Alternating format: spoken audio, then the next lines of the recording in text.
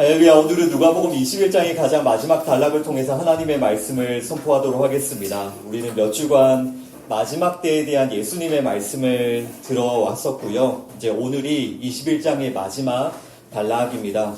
예수께서는 성전의 파괴, 또 종말의 징조들, 또 예루살렘의 멸망, 또 인자의 재림과 무화과 나무의 비유, 이런 주제를 통하여서 마지막 때에 대해서 계속해서 말씀해 주셨죠.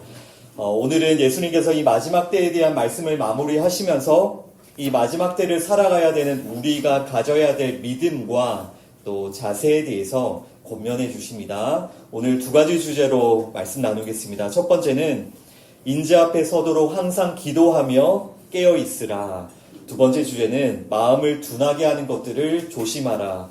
이렇게 두 가지 주제로 나누겠습니다. 첫 번째 주제입니다. 인재 앞에 서도록 항상 기도하며 깨어 있으라 라는 주제로 말씀을 나누겠습니다. 오늘 본문 누가복음 21장 34절부터 38절까지 Luke chapter 21 verses 34 through 38 우리 말씀을 함께 읽겠습니다.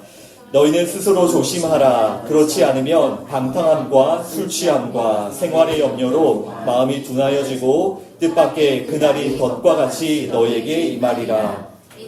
온 지구상에 거하는 모든 사람에게 임하리라. 이러므로 너희는 장차 올 이 모든 일을 능히 피하고 인재 앞에 서도록 항상 기도하며 깨어있으라 하시니라. 예수께서 낮에는 성전에서 가르치시고 밤에는 나가 감람원이라 하는 산에서 쉬시니 모든 백성이 그 말씀을 들으려고 이른 아침에 성전에 나아가더라. 아멘. Be careful, on your heart will be weighted down with carousing, drunkenness, and anxiety of life, and that time will close on you suddenly like a trap. For it will come on all those who live on the face of the whole earth.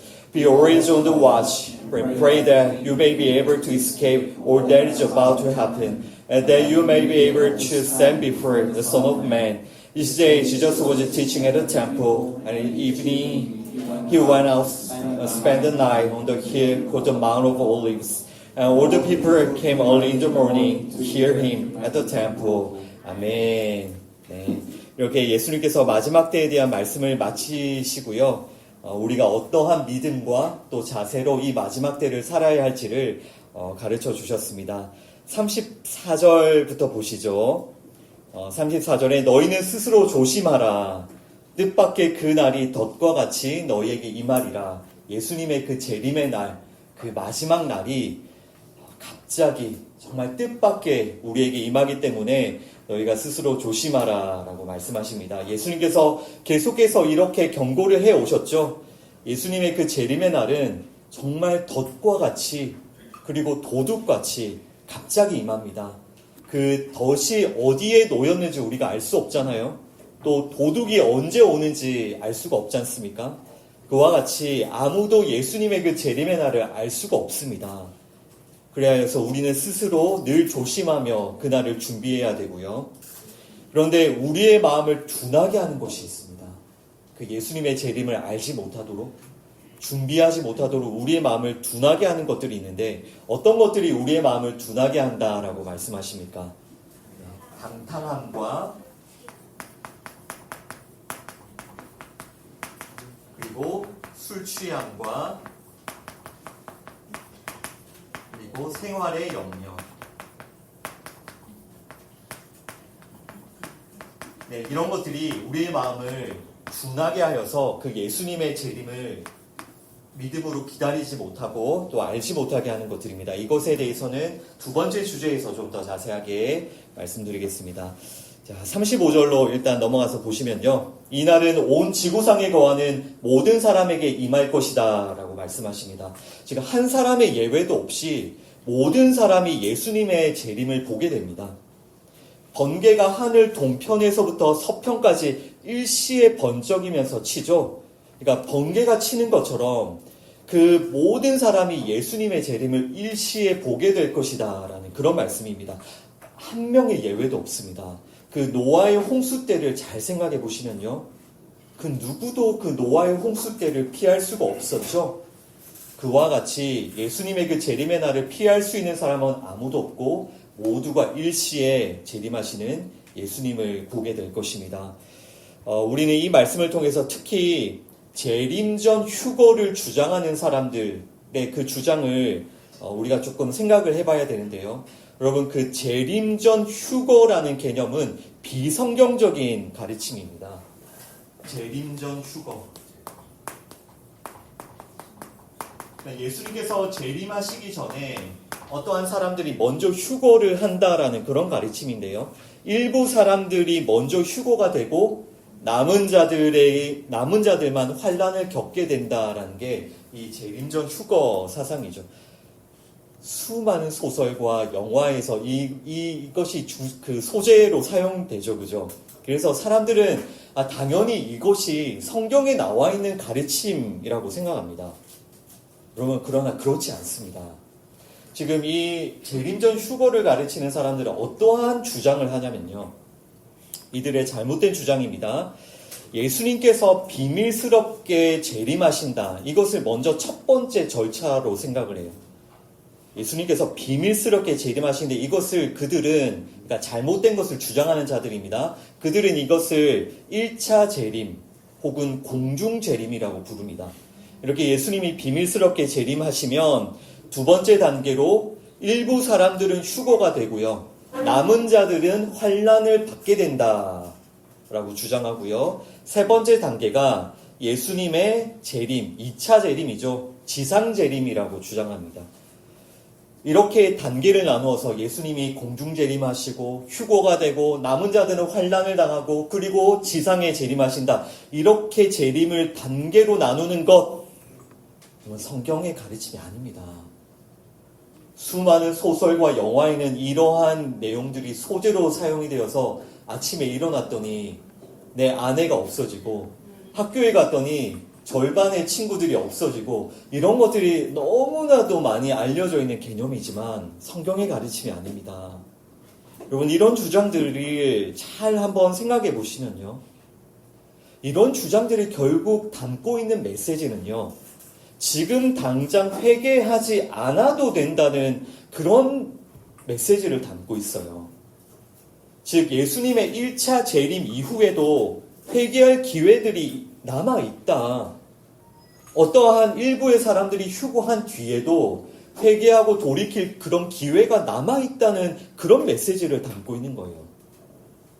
속이는 그런 거짓말입니다. 그리고 이런 가르치면요. 결과적으로 그 예수님의 아주 비밀스러운 1차 재림, 그 1차 재림은 아주 일부 사람들만 알 수 있도록 비밀스럽게 재림한다고 주장하거든요. 당연히 이런 그 사상들은 어떤 결과를 만들어내겠습니까? 네. 예수님의 그 비밀스러운 1차 재림의 때를 안다고 주장하는 수많은 이단과 사이비들을 만들어내겠죠, 당연히. 네. 그들이 항상 사용하는 그런 스토리인 겁니다. 그래서 이단과 사이비들은 모두 재림 전 휴거 이런 사상들을 추종하게 되고요. 자신들이 아주 비밀스럽게 먼저 재림하시는 그 예수님의 때를 알거나 이미 그 재림한 예수를 만났다라고 주장을 하는 게 대부분의 이단과 사이비들의 주장인 거예요. 여러분, 이거 없습니다. 이거 없어요. 예수님은 일시에 단번에 재림하시고요. 예수님의 재림 이후에는 어떠한 회개의 기회도 없다는 것을 분명히 아셔야 됩니다. 한두 구절을 가지고 이런 사상을 만들어낼 것이 아니라 성경 전체적으로 분명한 교리에 따라서 말씀을 해석해야 되고요. 성경 전체는 예수님의 재림이 단번에 또한 일시적으로 일어날 것을 말씀하고 있습니다. 우리 요한계시록 1장 7절 말씀을 읽어봅니다. Revelation chapter 1 verse 7 함께 읽습니다. 볼지어다 그가 구름을 타고 오시리라. 각 사람의 눈이 그를 보겠고 그를 찌른 자들도 볼 것이요 땅에 있는 모든 족속이 그로 말미암아 애곡하리니 그러하리라. 아멘. Look, he is coming with the crowds, and every eye will see him, even those who pierced him, and all peoples on earth will mourn because of him. So shall it be. Amen. 아멘. 네, 이 말씀 보시면 각 사람의 눈이 그를 보겠고 각 사람의 눈이 재림하시는 예수를 보겠고 그를 찌른 자들도 재림하시는 예수를 볼 것이다. 예수님의 재림은 한 번입니다. 여러분. 그리고 모든 나라와 민족이 예수님의 그 재림을 일시에 알게 됩니다. 여기서 글을 찌른 자들이라는 사람들은요, 지금 요한계시록이니까요, AD 30년경에 예수님을 십자가에 못 박았던 사람들은 이미 죽은 자들도 있습니다. 이 계시록이 쓰여질 당시에는. 따라서 글을 찌른 자들이라는 사람들은 예수님을 믿지 않는 사람들의 대표들인 거예요. 예수님을 믿는 자도 예수님의 재림을 볼 것이고, 예수님을 믿지 않는 자들도 다 예수님의 재림 앞에 서게 될 것이다. 그 재림 이후에는 어떠한 회개의 기회도 없을 것이다 라는 그런 말씀입니다. 여러분, 이런 휴거를 주장하는 그런 사상과 관련해서 이런 말씀도 얼핏 떠오르시죠? 둘이 한 자리에 누워있는데, 두 사람이 한 자리에 누워있는데 하나는 데려감을 얻고 하나는 버려둠을 당한다. 이런 말씀도 기억나실 텐데요. 여러분, 이런 말씀도 휴거에 대한 설명이 아니에요. 일부의 사람들만이 휴거되고 그 뒤에 예수님이 재림한다는 그런 것을 설명하는 말씀이 아니에요. 이때에 데려감을 얻는다라는 것은 하나님께서 성도들을 천국으로 데려가신다라는 뜻이고요. 버려둠을 당한다라는 뜻은 하나님께서 불신자를 지옥에 버려두신다라는 뜻입니다. 거듭 강조해드리지만 성경 전체적으로 예수님의 재림은 단번이고요. 일시적입니다. 모든 사람들이 예수님의 재림 앞에 서게 될 것입니다. 따라서 재림 전에 어떤 사람들이 휴거가 된다. 또 예수님이 몇 차례에 걸쳐서 어떤 단계를 거쳐서 재림하신다. 속지 마십시오. 우리 성도들도요, 동일하게 예수님의 재림 때까지요, 하나님께서 허락하시는 그 종말의 징조들, 그 환난들을 우리 성도들도 동일하게 이 땅에서 함께 겪어나갑니다. 그런 환난이 일어나기 전에 성도들이 먼저 휴거가 되는 것이 아니고요. 우리 성도들도 그 종말의 징조들, 그 환난들, 그 재앙들을 겪으면서 예수님의 재림을 기다리게 돼요. 그리고 예수님의 재림 이후에는 회개하거나 돌이킬 수 있는 기회가 없습니다. 여러분, 이것이 요한계시록 전체의 주제입니다. 그래서 요한계시록 전체를 통해서 하나님께서는 계속해서 성도들에게 말씀하시는 거예요. 너희들이 환난을 당하지만, 너희들이 재앙을 당하지만, 너희들이 미움과 박해를 당하지만 끝까지 인내하고 끝까지 믿음을 붙들어라. 환난 전에 성도들이 먼저 휴거된다는 말씀 그 어디에도 없습니다. 아시겠죠? 우리가 이 땅에서 끝까지 환난을 당하지만 우리는 믿음을 붙들고 인내하면서 예수님의 재림을 준비해야 되는 것입니다. 여러분, 지금도 우리가 살고 있는 이 2025년에도요, 정말 여기저기에서 종말의 징조들이 나타나고 있죠. 우리는 뉴스에서 끊임없이 종말의 징조들을 듣고 있습니다. 그리고 거짓 선지자들의 미혹이 끊임없이 우리를 공격하고요. 또 전쟁과 지진이 계속하여 일어납니다. 이것을 따로 어떤 특정한 전쟁을 언급하지 않더라도 전쟁이 끊임없이 반복하여 일어납니다. 여러분, 우리는 그런 징조들을 직접 겪든지 혹은 그런 징조에 대한 소문을 듣든지 우리가 가져야 될 자세는요, 바로 오늘이 우리가 회개하고 하나님께 돌이켜야 되는 날이라는 것입니다. 우리는 어떤 상황에서도요, 우리가 어떠한 환난 속에서도요, 이제 곧 다시 오실 그 예수님을 믿음으로 기다리며 인내함으로 그 믿음을 붙들어야 되는 것입니다. 우리 계속해서 오늘 본문을 보십시오. 36절입니다. 너희는 장차 올 이 모든 일을 능히 피하고 인자 앞에 서도록 항상 기도하며 깨어 있으라. 여기 이 말씀에서도요, 너희는 장차 올 이 모든 일을 능히 피하라. 이런 말씀도 일부 사람들만 휴거가 되기 때문에 먼저 휴거가 되어서 이 모든 환난을 피하라는 그런 말씀이 아니에요. 그런 말씀이 아니라 지금 예수님의 이 말씀은요, 이제 곧 성전이 파괴되고 이제 곧 예루살렘이 멸망하고 천지가 흔들리고 무너질 것이기 때문에 너희들은 당장 예수님께로 피하라, 하나님께로 피하라는 그런 말씀입니다. 휴고에 대한 말씀이 아니라는 거 먼저 꼭 기억하시고요. 여러분, 지금이 마지막 때라는 것을 절대로 잊으시면 안 돼요. 그리고 지금 이 마지막 때에 주시는 이 예수님의 권면, 항상 기도하며 깨어 있으라. 항상 기도하며 깨어 있으라. 이 말씀을 여러분 마음에 잘 새기고 정말 항상 기도하며 깨어 있으시기를 주님의 이름으로 축원합니다. 그리고 오늘 우리가 나눌 이 말씀에서는요, 이것 하나 잘 이해하시고 잘 기억하시면 돼요. 무엇이냐면요,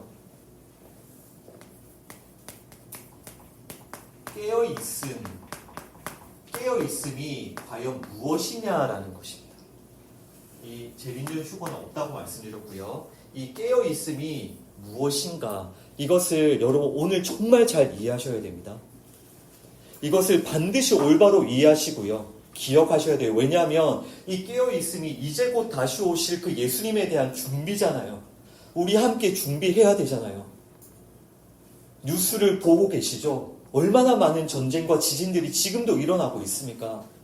오늘이 마지막 날일 수도 있습니다. 그러면 이 말씀을 통해서 깨어있음이라는 게 무엇인지를 분명히 알고 여러분 중에 한 명도 빠짐없이 깨어있으셔야 합니다. 깨어있으셔야 합니다. 이것이 우리가 몇 주 동안 나누었던 마지막 때에 대한 말씀의 결론이거든요. 깨어있으라. 이 깨어있는 게 무엇입니까, 여러분? 깨어있는 것이. 예수님의 말씀을 잘 집중해서 보셔야 됩니다. 깨어있는 것에 대해서 예수님이 뭐라고 하셨냐면 인자 앞에 서도록 항상 깨어있으라라고 말씀하셨죠. 인자 앞에 서도록 항상 기도하며 깨어있으라고 하셨죠. 깨어있음이 무엇입니까? 예수님 앞에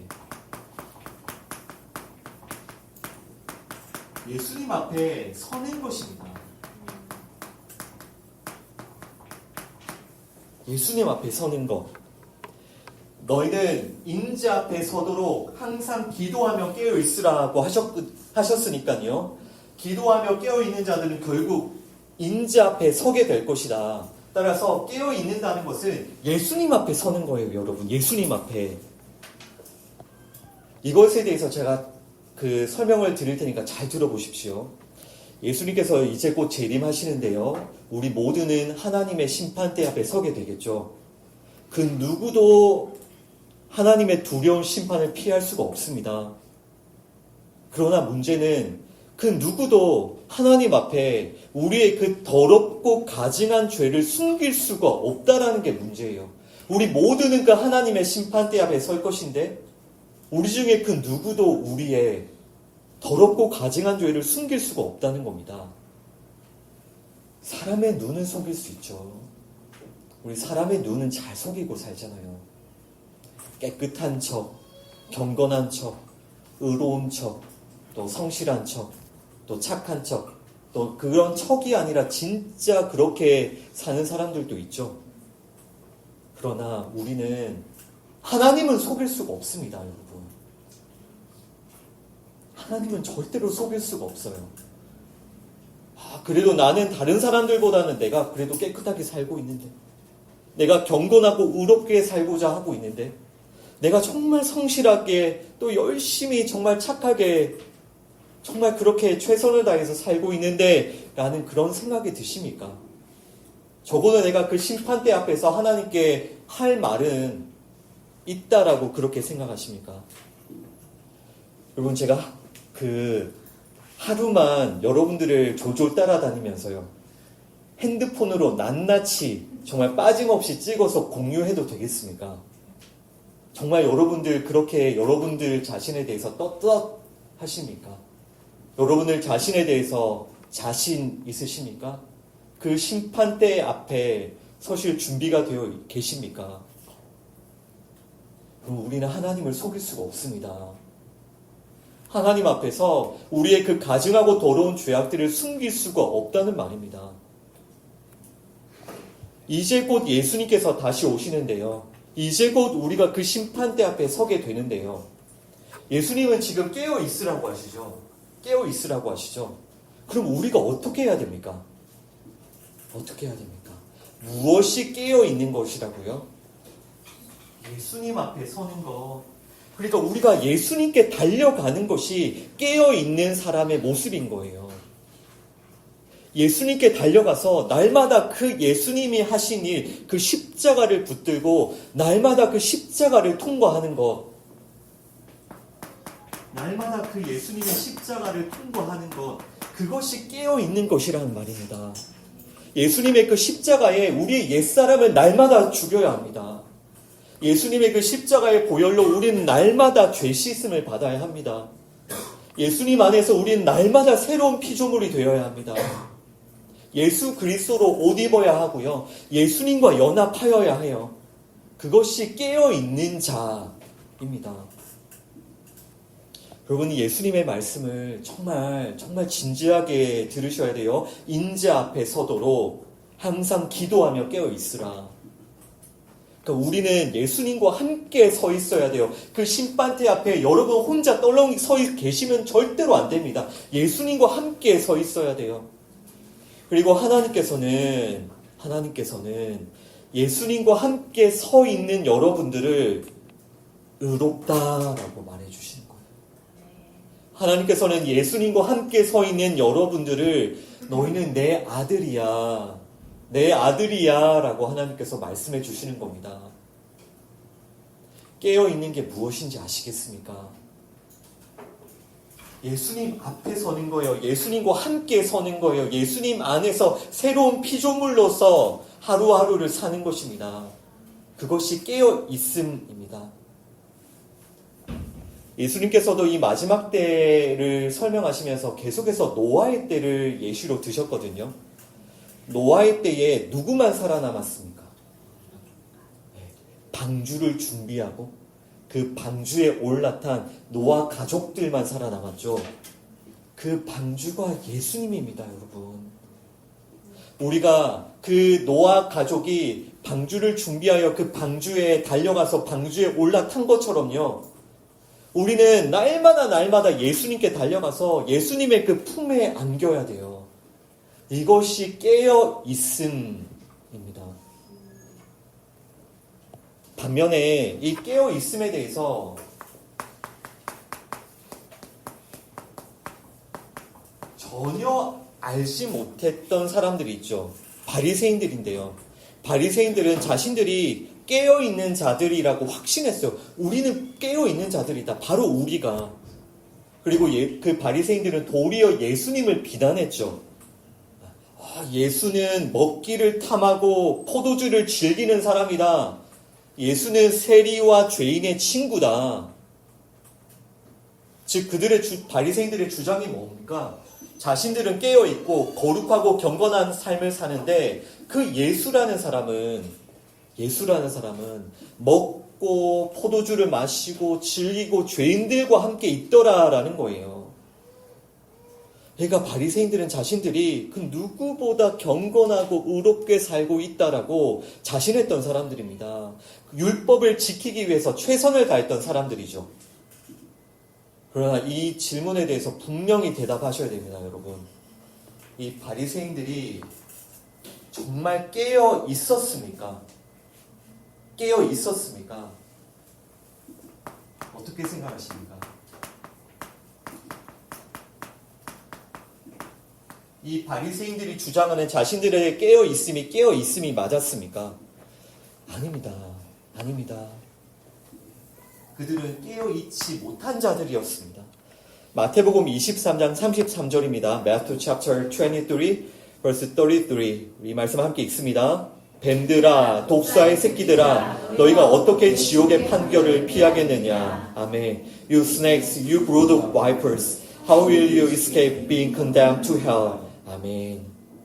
예수님께서는 바리새인들의 그 율법 행함, 바리새인들의 경건, 바리새인들의 그 열심을 모두 부정하셨어요. 예수님께서 지금 바리새인들에게 뭐라고 하십니까? 뱀들아, 독사의 새끼들아, 너희가 어떻게 그 지옥의 판결을 피하겠느냐? 독사의 새끼들아라고 예수님께서 얼마나 엄하게 이들을 책망하십니까? 즉 바리새인들은요, 스스로 깨어있다,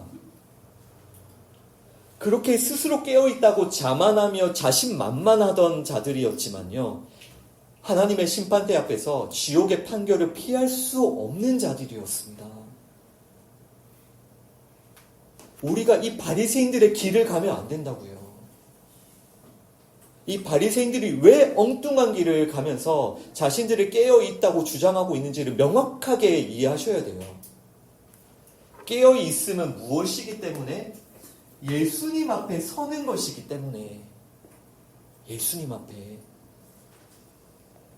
바리새인들은 그렇게 율법을 배우고 가르치고 행했지만 예수님을 알지 못했습니다. 예수님의 십자가를 알지 못했어요. 예수님의 그 십자가를 의지하지 않았습니다. 따라서 바리새인들은 무엇을 결국 의지하고 자랑하는 자들이었습니까? 이 바리새인들은 자신들의 행위, 자신들의 그 행위를 의지하고 자랑하는 자들이었죠. 절대로 깨어있을 수 없습니다. 자기의 행위를 자랑하는 자들은. 여러분, 하나님은 여러분들에게 완벽한 의를 요구하고 계신다는 것을 기억하셔야 돼요. 여러분이 정말 완벽한 의를 가지지 못하시면요, 절대로 하나님의 그 심판대 앞에서 지옥에 가는 판결을 피할 수가 없어요. 따라서 여러분이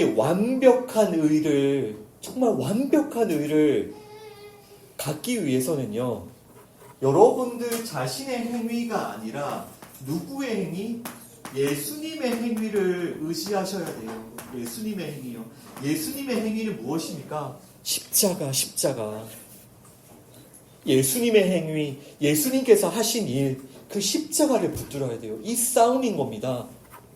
사람의 행위, 여러분 자신의 행위를 의지할 것인가? 아니면 예수님의 행위, 그 십자가를 의지할 것인가? 이 싸움인 겁니다.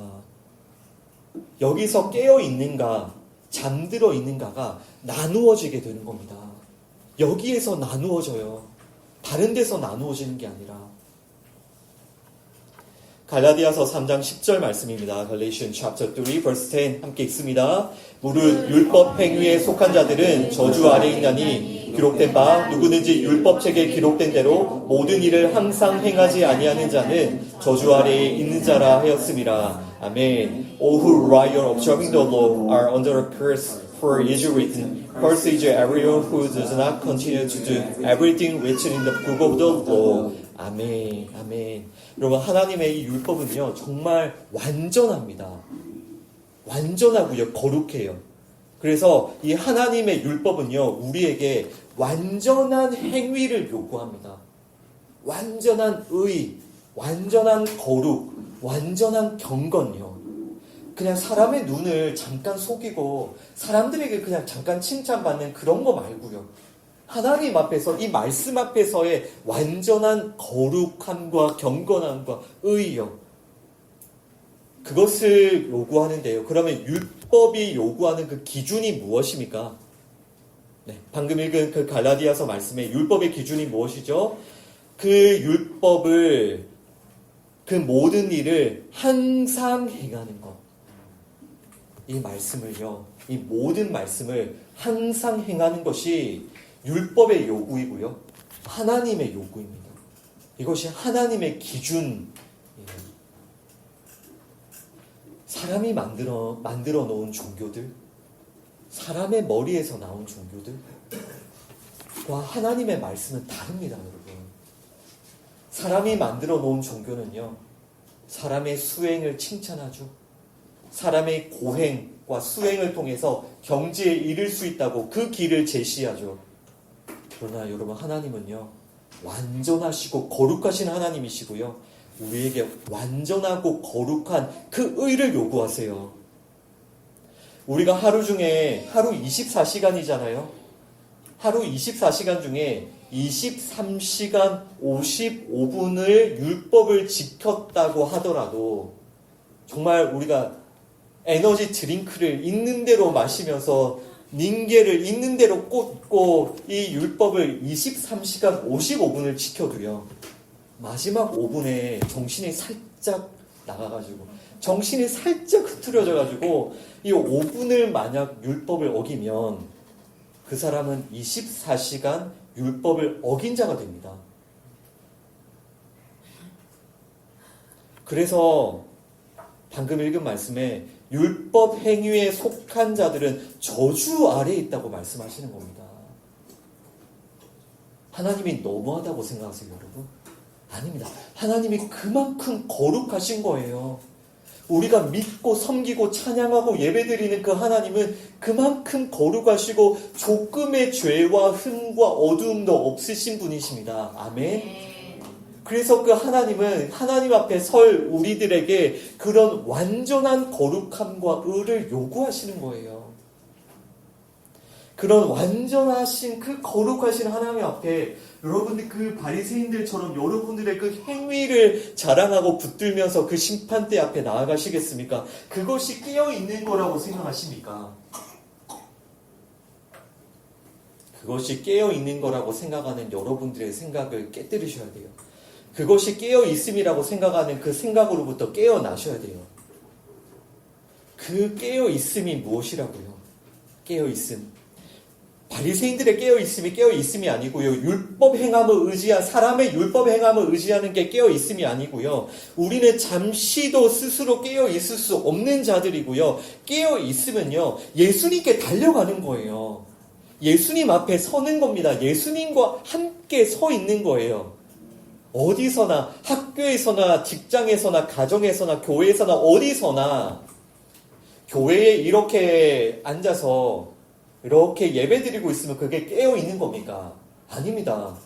뭐 직장에 가서 뭐 이렇게 일하는 거는 그런 깨어있는 게 아닙니까? 그것도 아니고요. 어디서나 예수님과 함께 서 있는 것, 내가 예수님 안에 있으면 그것이 깨어있음입니다. 그리고 예수님은 우리에게 이런 완전한 의를 주시기 위해서 이 땅에 오셨고요. 우리가 그 예수님 안에 있을 때 그 예수님이 완전한 의를 우리에게 주시는 겁니다. 아멘. 네. 우리 갈라디아서 5장 24절과 25절 말씀도 함께 읽어봅니다. Galatians chapter 5 verse 24 and 25. 그리스도 예수의 사람들은 육체와 함께 그 정욕과 탐심을 십자가에 못 박았느니라. 만일 우리가 성령으로 살면 또한 성령으로 행할지니. 아멘. Those who belong to Christ Jesus have crucified the sinful nature with its passions and desires. Since we live by the Spirit, let us keep in step with the Spirit. 아멘. 아멘. 여러분 꼭 기억하셔야 돼요. 깨어있으면 예수님 앞에 서는 겁니다. 그 예수님의 행위를 붙들고 의지하는 거예요. 예수님의 행위 무엇? 십자가. 여러분 예수님은 여러분들의 옛사람을 죽이기 위해 이 땅에 오셨어요. 왜냐하면 여러분들의 그 옛사람의 그 상태로 절대로 하나님 앞에 심판대에 설 수가 없기 때문에 예수님은 여러분의 옛사람을 죽이러 이 땅에 오셨다고요. 예수님은 여러분들의 육체, 정욕, 탐심을 십자가에 못 박기 위해 이 땅에 오셨습니다. 이 예수님을 믿으셔야 돼요. 이 예수님의 십자가를 통과하셔야 돼요. 십자가를 통과한다는 게 무슨 뜻입니까? 그러니까 옛사람이 죽는 것이죠. 우리의 육체와 정욕과 탐심이 십자가에 못 박아 죽이는 것이죠. 그게 십자가를 통과하는 것이죠. 이 예수님을 믿으셔야 돼요. 여러분들의 옛사람, 여러분들의 육체, 정욕, 탐심을 죽이는 예수, 그것을 죽이는 십자가를 믿으셔야 된다는 말입니다. 엉뚱한 예수를 찾지 마십시오. 엉뚱한 십자가를 찾지 마세요. 여러분들의 옛사람을 위로하고 여러분들의 옛사람을 막 격려하고 여러분들의 옛사람을 강화시키기 위해 그것을 위해 예수님이 오신 게 아니라는 말입니다. 다들 엉뚱한 예수를 찾고 있어요.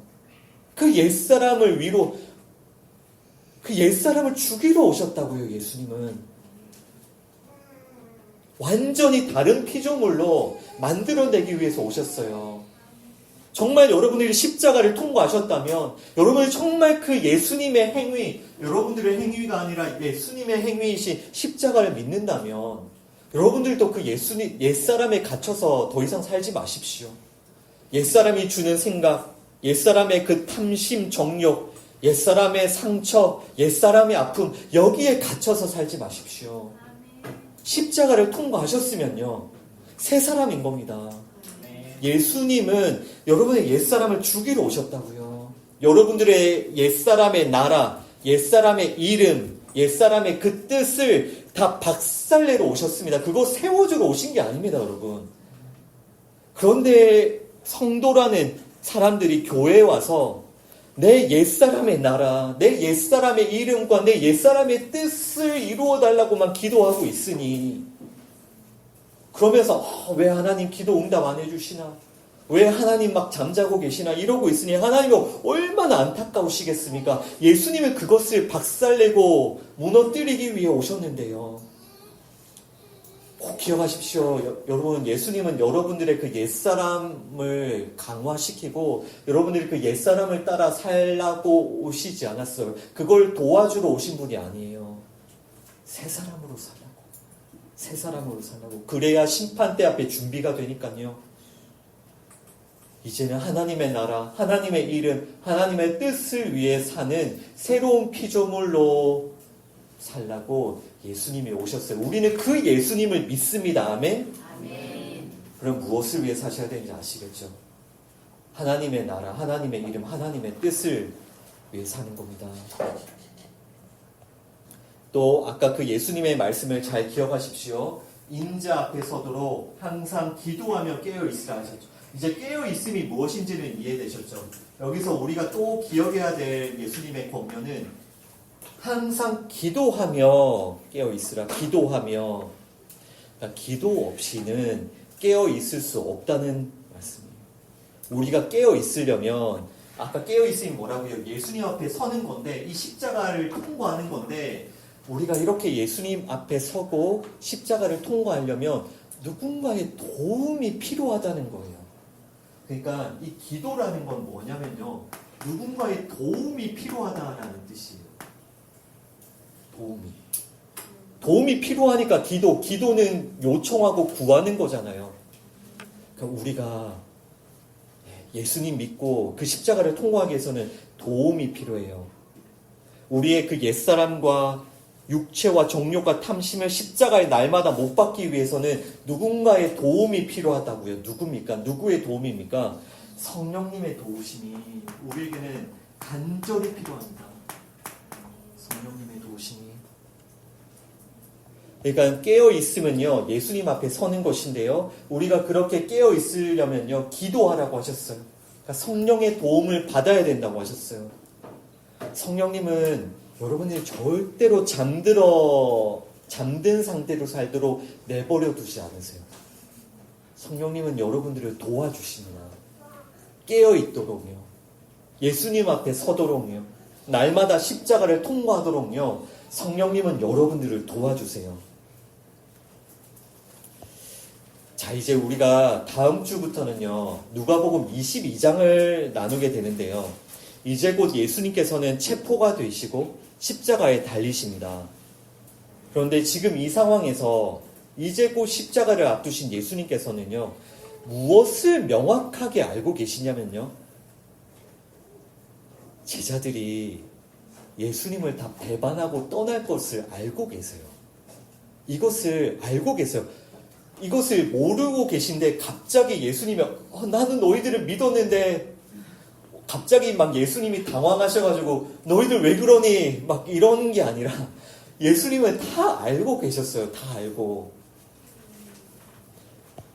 이 예수님께서 제자들이 결국은 다 배반하고 떠날 것에 대해서 다 알고 계셨는데, 두 가지만 미리 제가 예시를 들어드릴게요. 첫 번째는 겟세마네에서 기도하셨던 예수님을 알고 계시죠. 그 두 가지 예수님이 제자들이 떠날 것을 알고 계셨는데, 첫 번째는 겟세마네에서 어떤 일이 있었습니까? 십자가를 앞두신 예수님께서는요, 땀이 핏방울이 되도록 기도하셨죠, 그죠? 그러나 그때 제자들의 모습이 어떠했습니까? 잠시도 깨어있지 못했습니다. 베드로에게 말씀하셨죠. 시몬아, 자느냐? 네가 1시간도 깨어있을 수 없더냐? 이 사건을 먼저 좀 잘 기억하고 계시고요. 두 번째 예시로 제가 좀 말씀드릴 사건은 베드로의 고백인데요. 베드로가 십자가를 앞두신 예수님 앞에서 뭐라고 했습니까? 제가 예수님과 함께 목숨을 바치겠습니다 라고 호언장담했어요. 기억나시죠? 베드로는 예수님을 위해서 목숨을 바치겠다고 그렇게 호언장담했습니다. 내가 주와 함께 오게도 죽는데도 가기를 각오했습니다. 그런 베드로의 고백 앞에 예수님이 와, 야, 너 베드로 진짜 대단하다. 저 진짜 너의 믿음이 귀하다고 칭찬하시면서 같이 가자고 이렇게 하셨습니까? 그 베드로의 그 말 앞에 예수님 뭐라고 하셨죠? 베드로야, 오늘 닭 울기 전에 네가 나를 3번 모른다고 부인할 것이다. 3번 부인할 것이다. 여러분, 예수님은요, 제자들의 연약함을 다 알고 계셨어요. 제자들이요, 잠시도 깨어있지 못할 것을 이미 알고 계셨어요. 예수님은 제자들이 결국 자신을 다 배반하고 떠날 것을 알고 계셨습니다. 그럼에도 불구하고 오늘 예수님께서 깨어있으라, 깨어있으라 라고 말씀하고 계신다는 것에 그 의미를 잘 생각하셔야 된다고요. 예수님이 이걸 다 알고 계신다고요. 이 제자들이 단 한순간도 깨어있지 못하고 죽겠다고 내 목숨까지 바치겠다고 하던 그 수제자가 3번이나 예수님을 배반하고 떠날 것을 알고 계심에도 예수님이 지금 뭐라고 하고 계신다고요? 깨어있으라, 깨어있으라.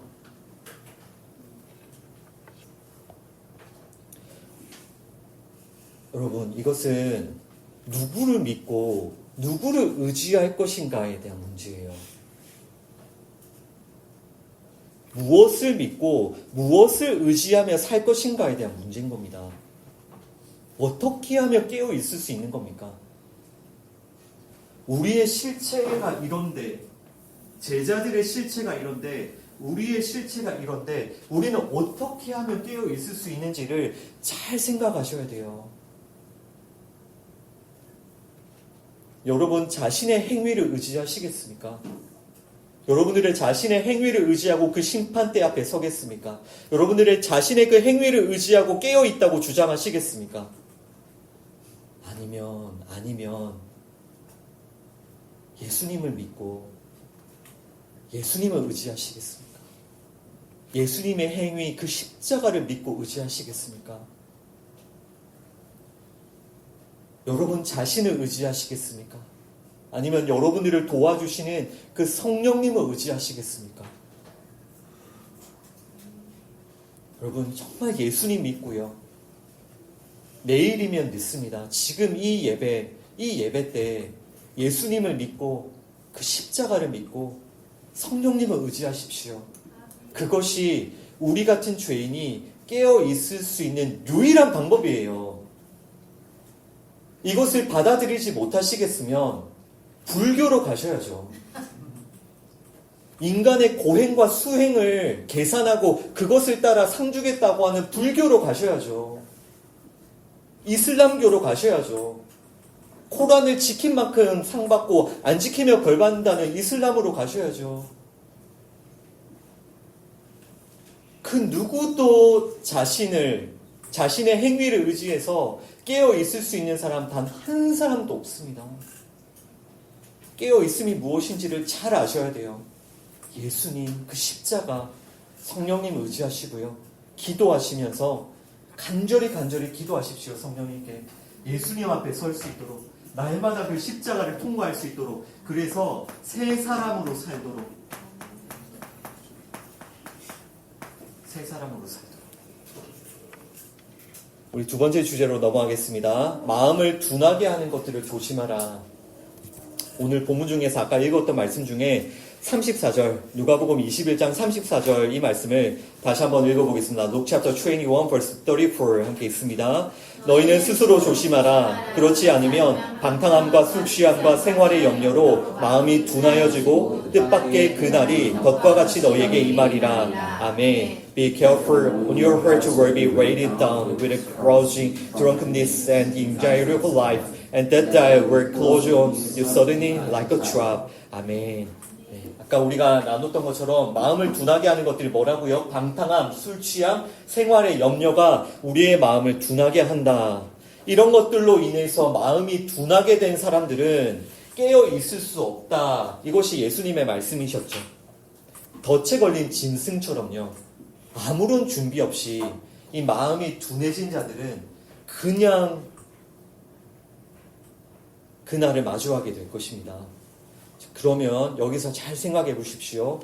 깨어 있음이 무엇인지를 분명히 아셨다면요. 깨어 있음이 무엇인지를 분명히 안 사람들은요. 이 마음을 둔하게 하는 것들이 무엇인지도 안다는 말입니다. 이 방탕함과 술 취함과 생활의 염려, 이것들이 결국 무엇입니까, 여러분? 여러분과 예수님을 단절시키는 것들이에요. 예수님으로부터 우리를 단절시키는 것들이 이 우리의 마음을 둔하게 하는 것들이에요. 그냥 국어사전적으로 방탕함, 술 취함, 생활의 염려라고 그렇게 이해하고 해석하면 안 됩니다. 그렇게 하면 정확하게 이 바리새인들의 길을 가게 되죠. 그게 아니라 이 깨어있음은 예수님 그 십자가를 붙드는 건데 우리가 깨어있지 못하도록 마음을 둔하게 하는 게 결국 뭡니까? 우리를 예수님으로부터 분리하는 것들이죠. 단절시키는 것들이죠. 그러니까 이 방탕함과 술 취함과 생활의 염려 이런 것들은요. 다 딱 정확하게 어떤 상태의 모습이냐면요. 우리 자신이 나의 주인된 그 모습이에요. 딱 정확하게. 나의 만족과 나의 기쁨을 위해서 사는 딱 그 모습이에요. 우리 자신, 나 자신을 위해서 사는 자들, 나 가족만을 위해서 사는 자들, 오로지 나의 유익만을 위해서 사는 자들, 오로지 나의 일은, 나의 나라, 나의 뜻을 위해서만 사는 자들의 그 상태가 정확하게 이 상태인 겁니다. 한 가지, 하나하나 조금 더 자세하게 말씀을 드릴게요. 이 방탕함이라는 것은요, 시간을 허비한다라는 그런 뜻이죠.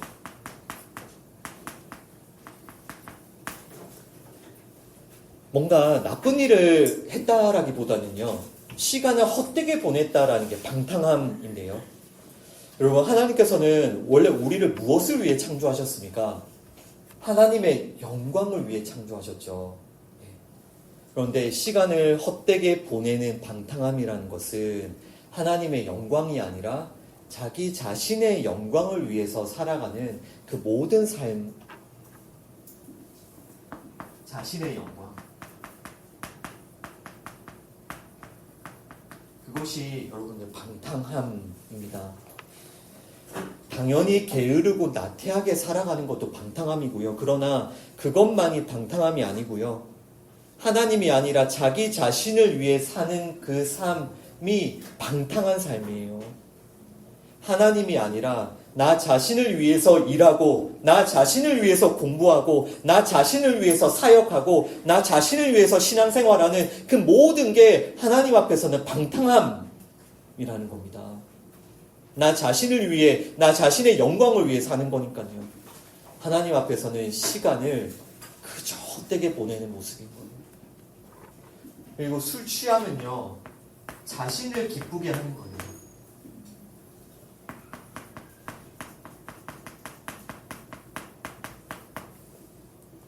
우리는 원래 어떻게 무엇을 위해 창조가 되었다고요? 하나님을 기뻐하도록.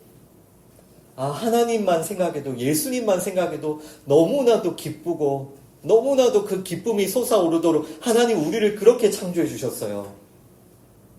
우리는 하나님과 함께 함으로써만 참된 기쁨과 만족을 누릴 수 있게 하나님이 창조해 주셨어요. 그러나 하나님을 떠난 자들은 이제 하나님이 아니라 자기 자신을 기쁘게 하기 위해서 살죠. 그리고 그것을 위해서 사람들은 너무나도 쉽게 술을 이용하고 술을 의지해요. 술을 이용해서 나의 이 공허한 마음, 나의 이 외롭고 두려운 마음을 위로하고 그 술로 자기 자신을 채우는 거예요. 내 안에 기쁨이 없으니까요. 하나님을 떠난 그 빈 공간을 사람이 채울 수 없으니까요. 그 술을 의지하여.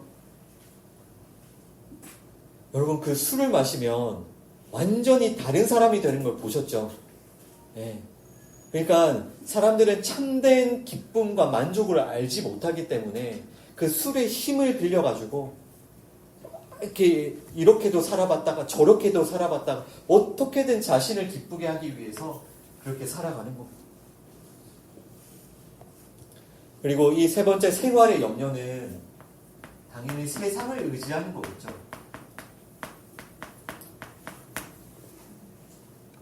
우리는 원래 하나님의 보호하심 아래에 살도록 창조가 되었잖아요.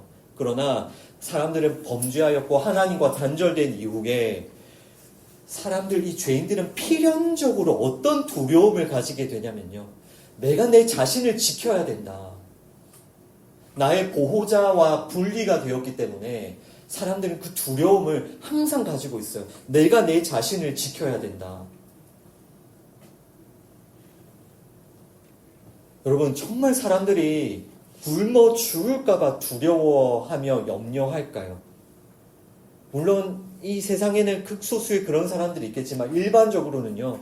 사람들이 정말 굶어 죽을까봐 염려합니까? 아닙니다. 돈을요, 아무리 많이 가져도 염려해요.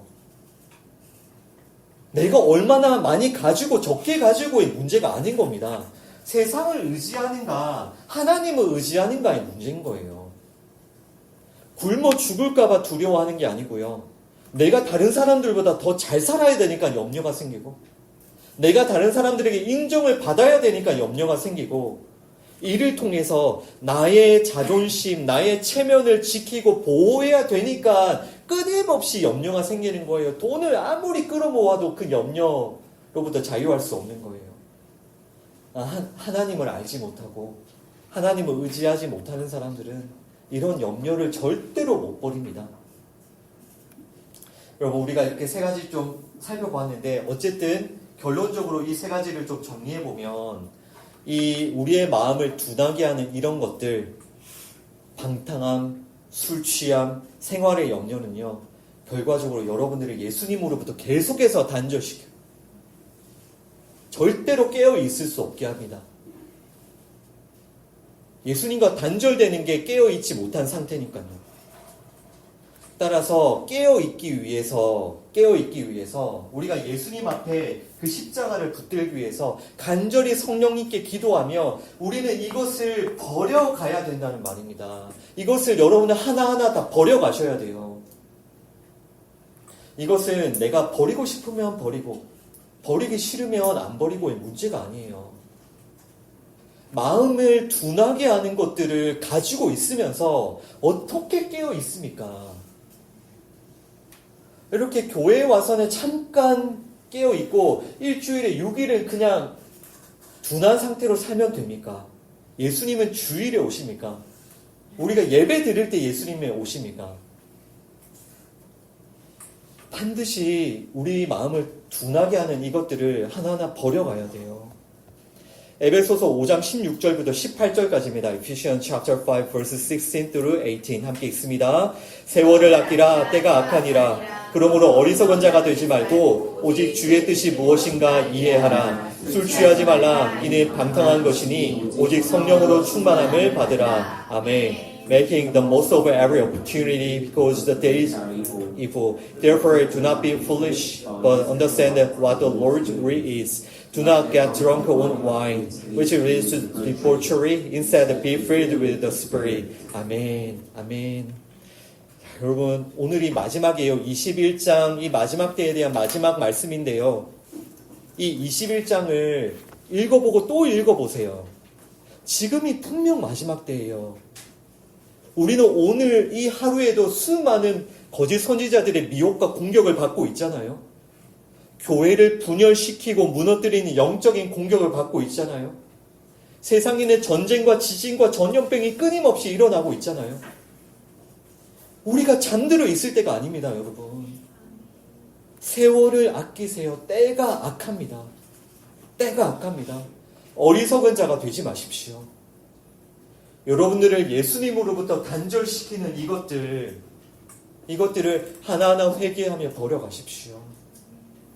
이것은 우리의 힘이 아니라 간절히 성령님께 도움을 구하며 성령 충만하셔야 돼요. 여러분, 질문합니다. 여러분, 술의 힘을 빌어서 사시겠습니까? 언제까지? 술을 의지하여 사시겠습니까? 언제까지? 아니면 성령님의 힘을 빌려서 사시겠습니까? 술 취함으로 여러분 자신을 기쁘게 하며 사시겠습니까? 아니면 성령 충만하여 하나님을 기쁘시게 하며 사시겠습니까? 성령님을 의지하면서 성령 충만하십시오.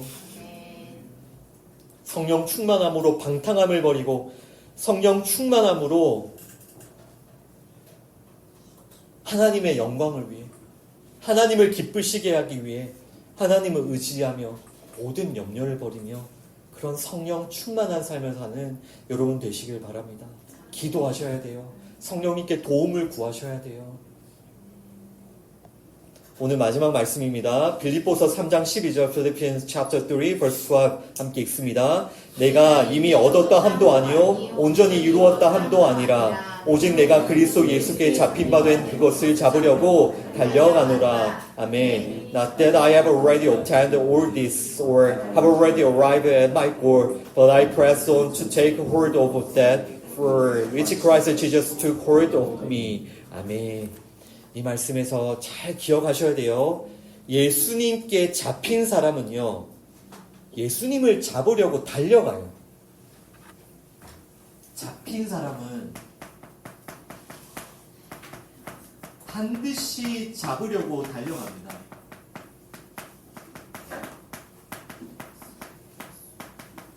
이것을 반드시 기억하셔야 돼요. 이것이 깨어 있음이에요.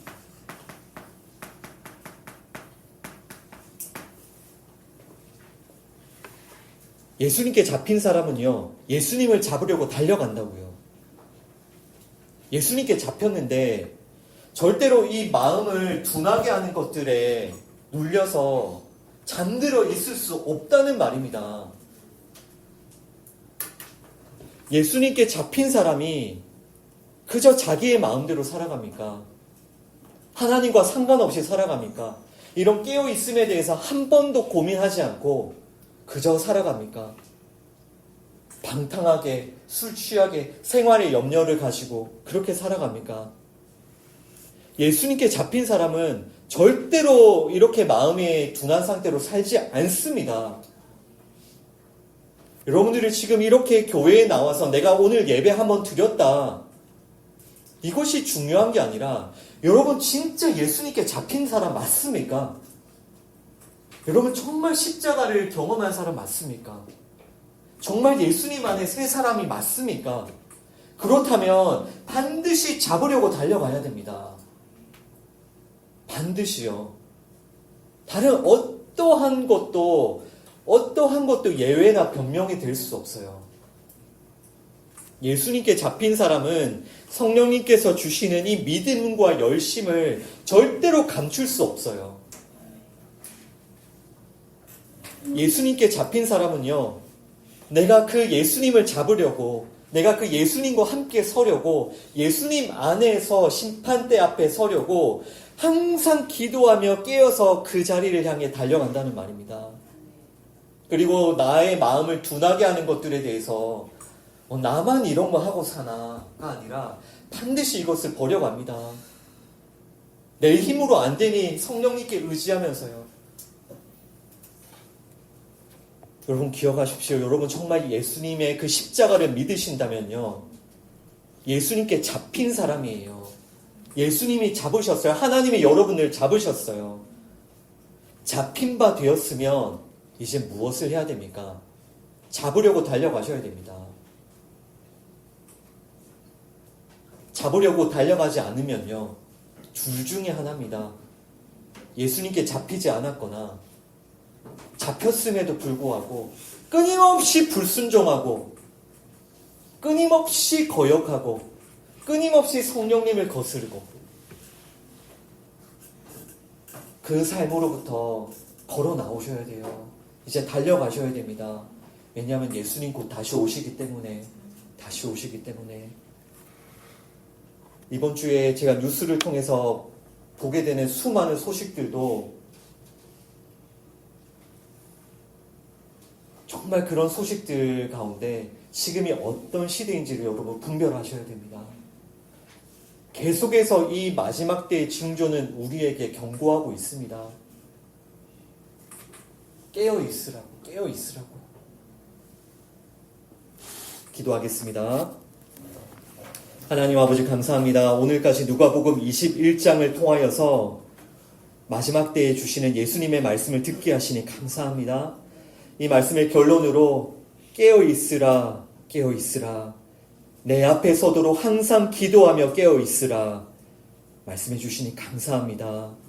주님, 우리가 날마다 예수님 앞에 서서 그 십자가를 붙들며 그 십자가에 우리의 옛사람을 못 박아 죽이며 예수님 안에 새 사람이 되어 새 사람으로 살게 하여 주옵소서. 예수님 안에 거하게 하여 주옵소서. 예수님과 함께 서게 하여 주옵소서. 우리의 마음을 둔하게 하는 것들을 버리며 성령님께 도움을 구하며 끝까지 이 믿음을 붙들며 예수님 안에 서게 하여 주옵소서. 예수님과 함께 서서 이제 곧 다시 오실 예수님, 그가 하나님의 심판대를 준비하는 저희들이 될 수 있도록 도와주옵소서. 예수님 이름으로 기도합니다. 아멘. 우리 시간 함께 기도합니다. 정말 이 시간, 여러분 기도할 수 있는 이 시간, 하나님께서 기도하라고 여러분들께 주신 이 시간 헛되이 보내지 마시고요, 정말 진실되게 기도해 보십시오. 성령님께 도움을 구하십시오. 우리의 힘으로는 깨어 있을 수 없잖아요. 한 시간도 깨어 있을 수 없잖아요. 단 1분도 우리가 정말 이 율법을 하나님의 수준으로 지킬 수 없잖아요. 우리가 어떻게 해야 됩니까? 성령님의 도우심을 구합시다. 믿음을 주시도록, 그 예수님을 붙들도록, 그 십자가를 경험하도록, 십자가를 통하여 새로운 피조물이 되도록, 우리 마음을 둔하게 하는 것들 버릴 수 있도록 우리 시간 성령님께 도움을 구하며 간절히 기도하며 깨어있을 수 있도록 기도합시다. 아버지, 성령님 우리를 도와주시옵소서. 잠시도 깨어있지 못하는, 정말 우리가 잠시도 깨어서 기도하지 못하는, 정말 이 하나님의 율법 앞에 우리가 잠시도 이 율법을 완전히 행하지 못하는 아버지 하나님, 우리의 죄인됨을 주여 불쌍히 여겨주옵소서. 성령님 이런 우리를 불쌍히 여겨주시고 성령님 우리를 도와주시옵소서.